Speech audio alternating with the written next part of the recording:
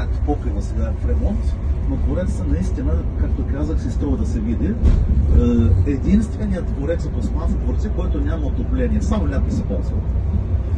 Двореца, който е като хотел, ви разказах преди малко, отляво се пада с зеления покрив. То там две сгради с зелени. Първата сграда от към моста, който той е стандартният 5-звезден кемпински, а другото си дворец за хотел, където само 11 суита има.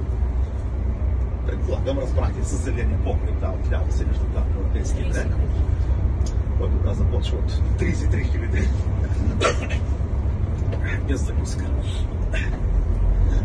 Закуска от гало се плаща. Единственият остров, исках да ви покажа на Босфора, отясно се вижда. И там има басейн, виждате. Като изкуствен ви се струва до европейския бряг, но това е естествен басейн. Остров, извинявам се, остров, прощайте. Скала е това. Скала е, да знаете. Сега, първи преди Христа живее един велик географ. Аз много уважавам. Автор на книгата Географика. Страбон. Великият Страбон. Страбон споменава за няколко скали тук.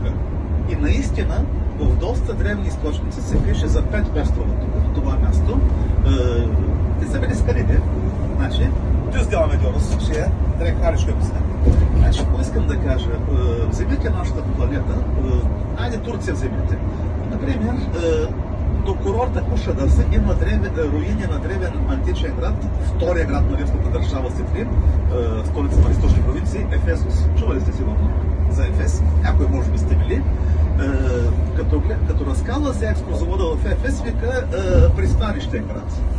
Гледаш, морето е 3 км. Пристанището на Ефес в момента е старе, нали, той вече го няма там руини, долу-горе почти 3 км от брега. Значи, какво става? Водата се оттегля в Егейско море. Троя, до Дарданелите. Също е бил по-близо до пролива, също е доста далеч. Тук е точно обратното става. Водата се дига. Мраморно море не е много старо, да вземем изобщо историята на морето. И какво става тук? Някои такива скали остават под водата. Съдемете заради земетресенията, те вече не са дошли до наши дни просто. Затова това, че в древните книги пише за няколко острова, не е очудващо. Вземете даже митологията е повод за приказки.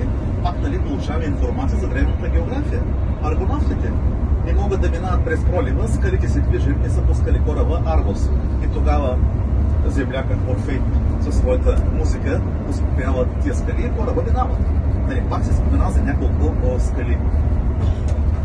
Дарданос, Пропонтис, мраморно море, Пропонтис, Понтус, Черно море. След малко ще видим фамилията на един от най-известните хора в момента. Най-спорният човек в момента в света, сигурно. Отсреща, кой е той? Трамп Тауърс. Първата му инвестиция в Европа беше в Истанбул. Тия двете кули. Тия небостъркащите. Небостъркащите, извинявам се. Кули са пак, нали? Трамп Тауърс. След малко ще е отдясно, да знаете. След малко ще е отдясно. Първата се казва и той Стефан. Както и Свети Стефан. И той се казва Стефан. Да знаете. В същото време преди малко ви разказват за това, че как махат тия самостройки, да ги кажем, айде. И тук ще се вижда отдясно. Събарят. Предния път събаряха, даже като минават на предния петък. Събаряха някакво блока и май ще почнат да правят по-ново. Дали ви разказа тази система? Ето вижте ли, отдясно. Сега, скъпи гости, след малко сме в църквата. Там да се разказва малко и друго. Защото има други групи, и става. Така малко искам да ви дам информация в колата и да обърна на някои неща така внимание. Искам